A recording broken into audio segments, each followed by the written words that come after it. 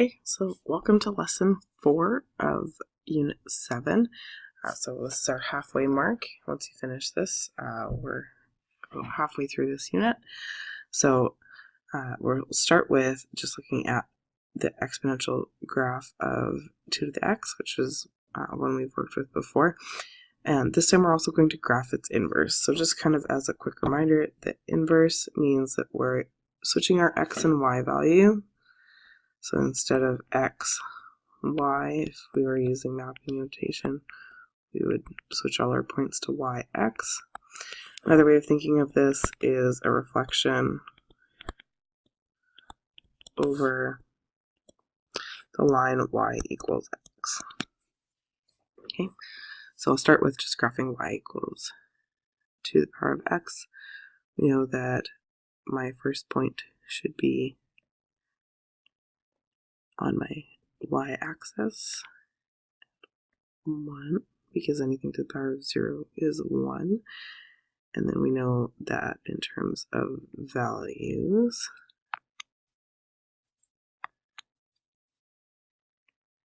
we're not going to need to go very far on that right axis,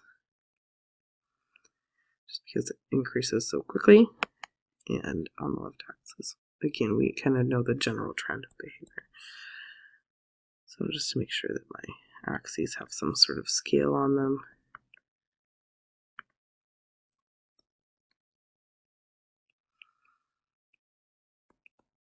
There we go. Okay, so 1 and 2, 2 and 4. And going up from there, half, quarter, down from there. This creates my curve. Making sure I don't go below that y-axis, or that x-axis, the horizontal asymptote. And then curving upwards and getting steeper. Okay, so that's y equals 2 to the power. So again, I can switch those points if I use them to coordinate points. I can also think of it as reflecting over that y equals x line. So reflecting over here.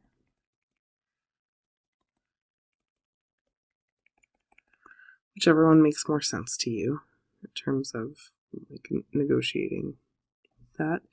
I personally like the mapping notation better just because it gives me actual concrete values to work with. So instead of 0 and 1, it becomes 1 and 0. Instead of -1 and a half, it becomes a half and -1. Instead of -2 and a quarter, it becomes a quarter and -2. So you may already see the trend here. 1 and 2 becomes 2 and 1. And 2 and 4 becomes 4 and 2.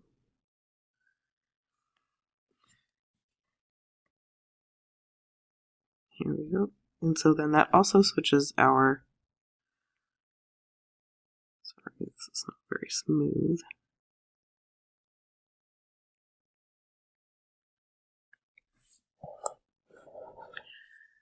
It also switches our horizontal asymptote into a vertical one. So whereas before we had y equals 0 as our horizontal asymptote, we now have a vertical asymptote at x equals 0. So again, seeing that immediate and direct switch between x and y.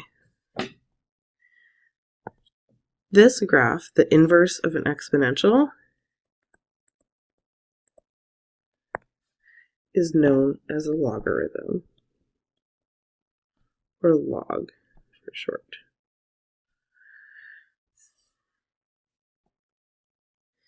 Okay, and so typically how we use them is to describe it as base 10, but we can use them for any. So this would be log base 2, would be the notation that we use. So again, logarithm is the inverse of a power. So the inverse of 10 to the power of x is log of 10x, and specifically for this example, and if ever you see just the word log of something, assume that that base 10 is implied.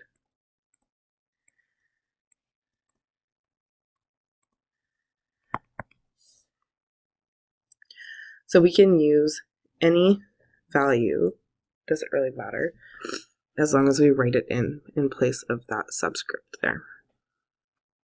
So the logarithm of a number is the exponent that we would get of the base. So if we wanted to work through these examples, that's the best kind of way to really wrap your head around this, because it's a little bit different than anything we've done before. We know that 3 to the power of 3 is 27. To write this in log notation, but including all those values, I'm going to use some colors here.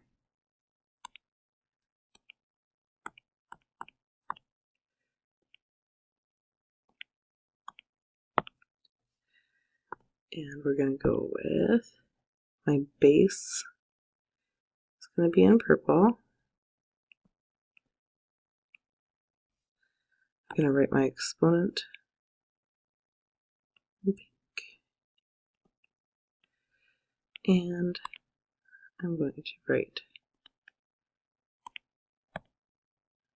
value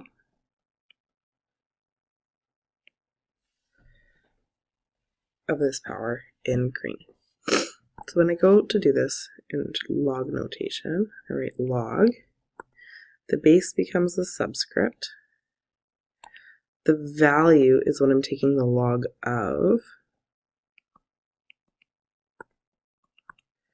And the exponent becomes my answer. So in terms of how we're going to do this, it's just a matter of kind of wrapping your brain around it, doing some examples. So if you want to pause and try the next two on your own, you are more than welcome to give that a shot. Yeah, so how did we do? So in general, we can kind of summarize this by saying log base value equals the exponent.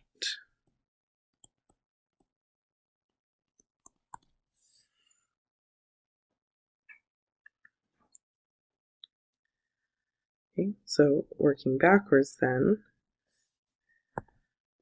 this 7 is my base, my exponent is 2, and this was the value. And that kind of makes sense because when I rewrite this then, I've got 7 to the power of 2 equals 49, which we know to be true. So again, take a second, pause the video, give these next two a shot.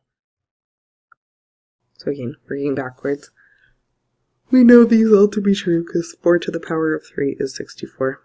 Negative puts it in the denominator. Same thing happens here. That negative puts it in the denominator, and we get that fractional output. So as I said previously, log base 10 is known as the common logarithm, and so instead of log base 10, we can just write log, and they are equivalent. Okay. Calculators will operate on base 10. You may have a calculator that allows you to type in a different value in for your base, but for the most part, it's going to do it with just base 10. So you can check on your calculator, but again, for the most part, calculators, when you just press the log button with no second function log or going into special menus, you're just going to be working with base 10. So that's what all these questions are, which means we can just bust out our calculator and literally type them in. And all you're going to punch in for this whole piece is you're not going to try and type in the 10 somewhere, you're just going to press the log button. Okay, same thing here, and same thing here. For all three of them, you'll do the exact same thing. Just press that log button. So again, if you want to pause the video here, give it a try on your own, use your calculator, and to see that it's working properly. Okay, did you find the button in your calculator? Did you try punching it in? And did you get these values here? If not, you are welcome to contact me and ask any questions. Also, you could try just Googling like how to punch in log and then type in whatever type of calculator it is that you're using, and they should be able to help you.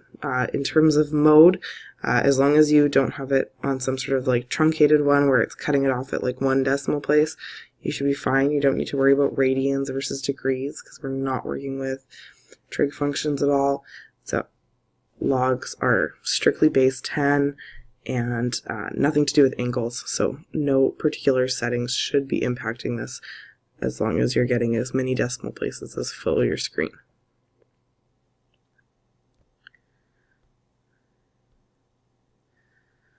So what do we do when we end up in situations like these where we have different bases? Okay, so the key thing here is to note this piece here, that if we can set it so that our base, that we can rewrite this value as an exponent or as a power with an exponent using the same base as is our log, we should be able to actually isolate that exponent still. So what does that look like? Well, it means that instead of writing it as 3 to the power, or 3,125, we're going to try and rewrite this as log of base 5, but then I'm going to write it as 5 to the power of something. Now, you might need to use your calculator for this, and what you're going to do is you're going to divide this number by 5 and keep track of how many times you do that until it gets all the way down, not to 5, but to 1. So give it a shot right now. Okay, so you should have gotten that 5 went into 3,125 5 times in order to get it all the way down to 1 by dividing. So 5 would be my exponent. This should equal 5. If you don't believe me, go back to our definition. This is our base, this is our exponent, and this is our value. If we leave this as n right here, I could rewrite this as an exponent equation or an exponential equation where I write 5 to the power of n equals 5 to the 5. And this is one of the equations that we were looking at in our previous lessons, where we had exponents. As long as our bases match, we can drop the bases and end up with a statement that n equals 5. And so what I had originally written there was that this is 5, and that would be true. So if you can rewrite that value as a power of whatever base you're using, the exponent is actually going to be your solution. So I know that's a little convoluted. I know this is a new concept. This is where people start to struggle with logs. This is really why people think that logs are so hard. As long as you kind of can wrap your head around this piece, you'll be okay in the rest of this unit, I promise. So I'm going to try and rewrite this as log 6. And I'm going to rewrite this as 6 to the power of something. And I believe that's 6 cubed. I'm going to check on my calculator. It is, which means that my solution is going to be 3, using that power, using this kind of quote law. And we see kind of again where that comes from in the previous example. This one is pretty weird.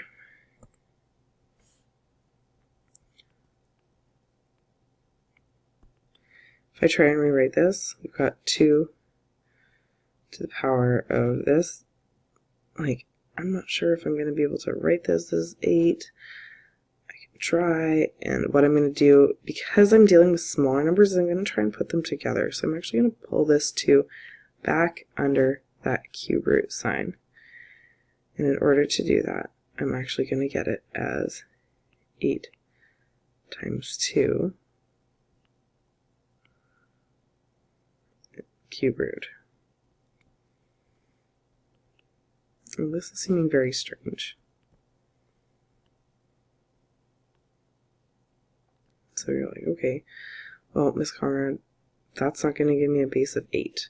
And I agree. but I'm going to try and rewrite it as a power anyway. So it's going to be 16 to the power of a third.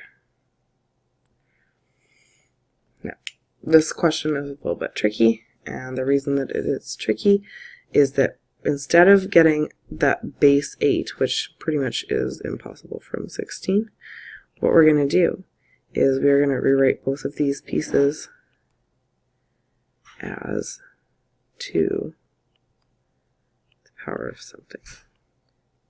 This is 2 to the power of 4 to the power of a third.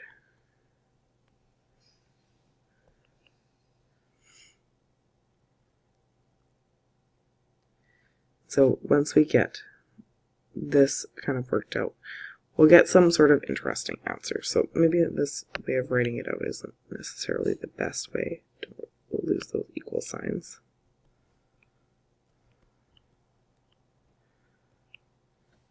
We'll set it equal to n again.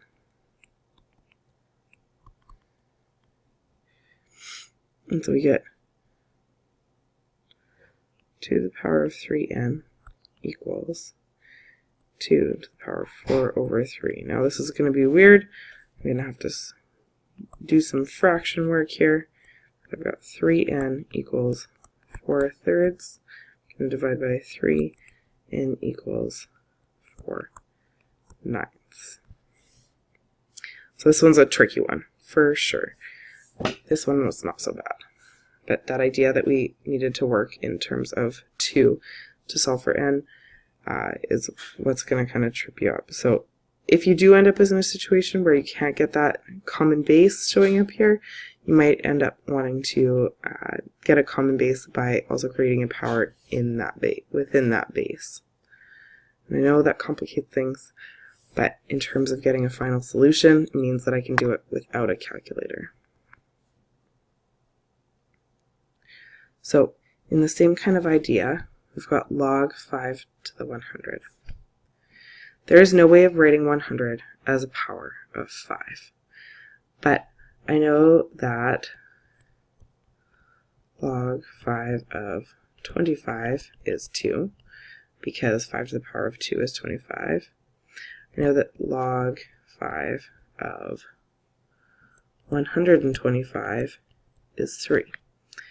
Because it sits in between those two things, what I can do is I can approximate and say, okay, well, it's closer to 125 at 100. So I would guesstimate roughly, and you could almost even use like benchmarks, kind of, to predict where it would land. So I would roughly guesstimate this would be about 2.7. It's closer to 125. If you want to check, grab your calculator, and the tricky part here is that not being able to type in that base, but if you tried to type in 5 to the power of 2.7, you could see how close we end up to 100. Okay, so that ends up being a little bit low actually, and so our best guess, if you wanted to go a little high, would be about 2.8 or 2.9, and if you want to go a little low, would be 2.8, whichever one. So somewhere roughly in there. Always skew to the higher end of things just because these are exponential functions, so they grow very quickly, right? So example 5, graph this function. So remembering that log is the inverse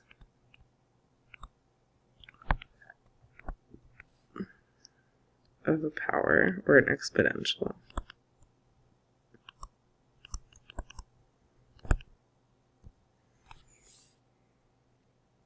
So if you want to think about it, it's like you're undoing, if you were to try undo it, 4 to the power of y equals x. That's kind of another way of thinking about it. So whichever one makes the most sense for you. Also in terms of kind of defining it, you can go back to that graph we drew at the beginning of the lesson, way back up here, and remember that instead of our y-intercept being at 1, our x-intercept was at 1, and that we then have to kind of grow and quote shrink appropriately, approaching our vertical asymptote and then increasing up here. So whichever way makes more sense to you, remembering general shape versus you could totally make a table of values over here.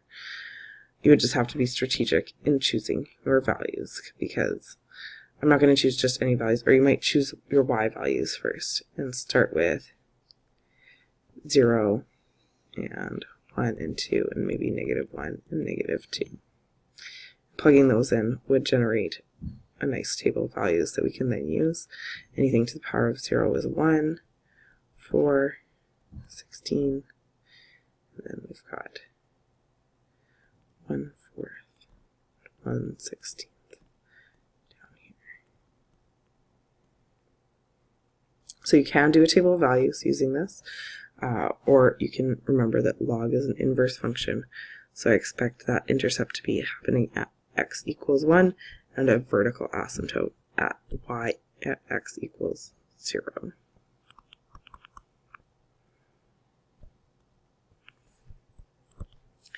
Once I have this table of values, though, what's nice about it is it kind of helps me know how to scale my graph. So I'm going to go to 16, this would be 8, this would be 4,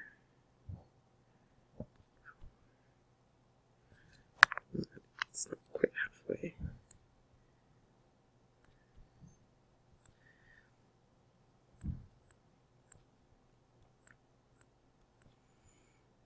And so just strategically making it to scale.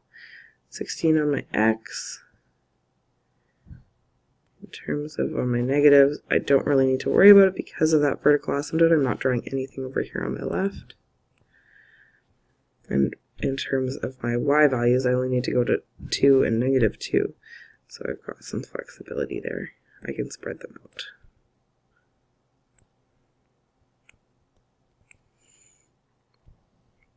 From here again, I know I'm crossing here at x equals 4, 1, and x equals 16, 2.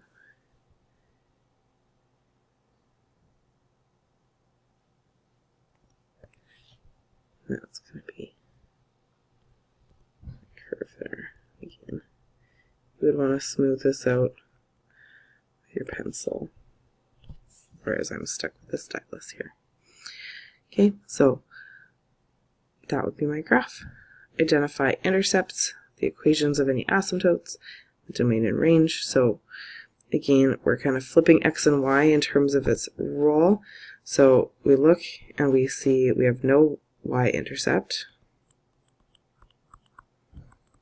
and that's because we have a vertical asymptote at x equals 0. My x-intercept is going to be at 1. I have no horizontal asymptotes, and so my domain is restricted here. It can't be less than 0, so I start at 0 and increase to the right. My range is actually the one that's not restricted anymore because it's the exponent now. So it goes from -infinity to +infinity. So graphing with log base a quarter. I'm still going to get my intercept at 1. That's perfectly acceptable. Okay, but I'm going to have a couple different things. So just like when we were doing exponentials, going from a whole number base to a fractional base resulted in this kind of flip over the y-axis. Now going from a fractional base goes from increasing to decreasing. So even though my vertical asymptote hasn't changed, I'm still going to expect my graph to look a little different, and it's going to be increasing in the negative side. Again, you can think of this as 1/4 y equals x, if that helps, to make a table of values. So and I need 1. In terms of 4, I'm going to be working on 16 again. So I could try and spread them out just as much, just to give us a nice point of reference.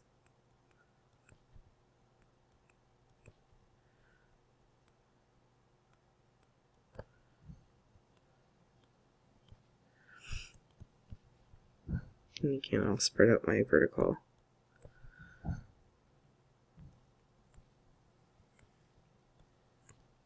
scale because I don't need to worry about it as much. And my negatives still going to have that vertical asymptote at x equals 0. I haven't shifted it around at all. So my negative x-axis is kind of irrelevant. I'm not going to have a graph over there. So I've got a point here at 1. Again, I'm going to be going downward, like as I'm going higher, I'm getting closer and closer to my asymptote now up here. And then it's down here that I would expect 1/4 to the power of -1 would be 4. The power of 2 would be 16 because I need to flip that fraction upside down again.